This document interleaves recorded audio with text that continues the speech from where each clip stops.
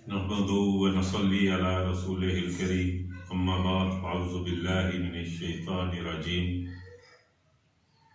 मैं हूँ ताहिर महमूद अपने यूट्यूब चैनल सियासी, अदबी और सकाफ़ती सरगर्मियों के साथ।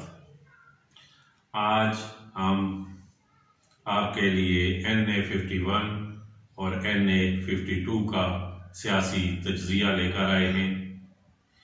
उम्मीद करते हैं कि आप इसको पसंद फरमाएंगे और हम भी अपनी पूरी टीम की तरफ से ये कोशिश करेंगे कि गैर जानिबदार तरीके से तज्ज़िया दिया जाए, ताकि किसी को ये शक ना हो कि ये पार्टी किसी भी पार्टी से बालातर होकर। तो सबसे पहले NA-51 रावलपिंडी का मरी, ये हल्का साबका 57 था। इस हल्के में टोटल रजिस्टर वोटर हैं 5,90,372। 2018 के इलेक्शन में इस हल्के से पाकिस्तान तहरीक-ए-इंसाफ के सदाकत अब्बासी 1,36,249 वोट लेकर कामयाब हुए थे और उन्होंने मुस्लिम लीग नून के शाहिद हकान अब्बासी को शिकस्त दी थी, जिन्होंने 1,24,703 वोट लिए थे। यहाँ पर पीपल्स पार्टी की महरीन अनवर राजा तीसरे नंबर पर थी, जिन्होंने 24,681 वोट लिए थे। 2024 के इलेक्शन में इस हल्के से मुस्लिम लीग ने अपना टिकट अपने साबका MPA राजा इशफाक सरवर के बेटे असामा इशफाक सरवर को दिया है, जबकि तहरीक इंसाफ ने अपना टिकट लतासब मेजर रिटायर्ड लतासब सती साहब को दिया है और पीपल्स पार्टी ने अपना टिकट अपनी साबका उम्मीदवार महरीन अनवर राजा साहिबा को दिया है।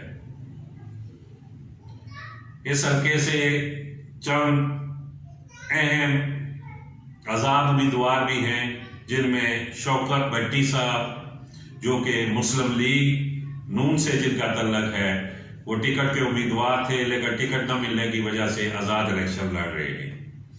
इसी तरह मुर्तज़ा सती साहब साबका MNA, जिनका तल्लक पाकिस्तान तहरीक इंसाफ से था, वो तहरीक इंसाफ का टिकट न मिलने की वजह से वो भी आज़ाद इलेक्शन लड़ रहे हैं। इस हल्के के एक अहम उम्मीदवार पीपल्स पार्टी के आसफ शफीक सत्ती थे, जिनको टिकट ना मिला था और वो आज़ाद उम्मीदवार थे, लेकिन अब खबरें हैं कि वो महरीन अनवर राजा के हक में दस्तबरदार हो गए हैं। ये हल्का मरी और रावलपिंडी के तहसील कोटा, कलर सैदा और कोटली सतिया पर मुश्तमिल है। ये हल्का दूर दराज के इलाके हैं। इस हल्के में मौजूदा सूरत हाल जो है, इसमें यह है कि असामा सरवर साहब, जिनका तल्लक मरी से है, उनको तहसील कलर में इतनी पजीराई नहीं मिल रही, क्योंकि इधर से शौकत भट्टी साहब नून लीग के उम्मीदवार बने हुए हैं। इसी तरह लतासब सती साहब, जिनका तल्लक कोटली सतिया से है, और उधर मुर्तज़ा सती साहब भी आज़ाद लड़ रहे हैं।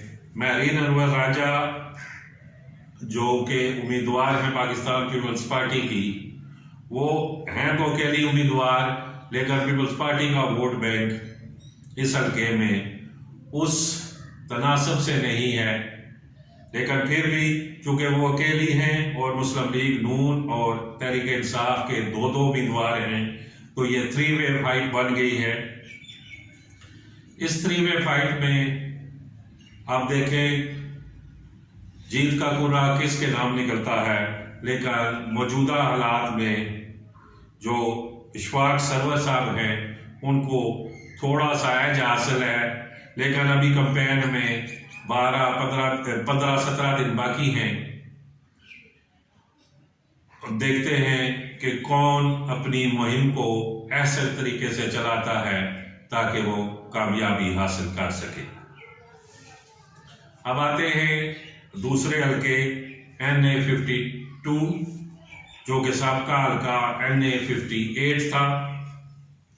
इसमें कुल रजिस्टर्ड वोटर हैं 6,66,218। 2018 के इलेक्शन में इस हल्के से पाकिस्तान पीपल्स पार्टी के राजा परवेज अशरफ साहब ने 1,25,090 वोट हासिल किए थे। तहरीक इंसाफ के अजीम चौधरी साहब ने 96,574 वोट और पाकिस्तान मुस्लिम लीग के जावेद इखलास साहब ने 72,670 वोट लिए थे। इस हल्के में एक अहम फैक्टर तहरीक लब्बैक भी है, जिनके उम्मीदवार रमजान साहब ने 2018 में 23,428 वोट लिए थे।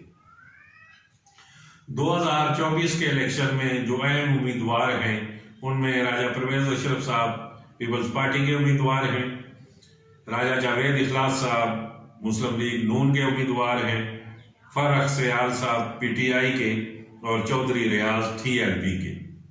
ये हल्का तहसील गुजरखान पर मुश्तमिल है। इस हल्के में ये जो चौधरी रियाज साहब है ये मुस्लिम लीग के साबका MPA भी रहे हैं और MNA भी रहे हैं।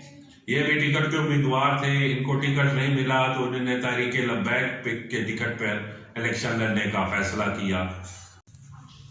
इसी तरह तहरीक इंसाफ ने पहले तारक अजीज भट्टी साहब को अपना टिकट दिया था, लेकिन कुछ दिनों के बाद उन्होंने अपना टिकट चेंज कर दिया और अब फरख सयाल साहब जो कि साबका जिनका ताल्लुक पाकिस्तान पीपल्स पार्टी से था अब तहरीक इंसाफ में हैं, उनको दे दिया गया।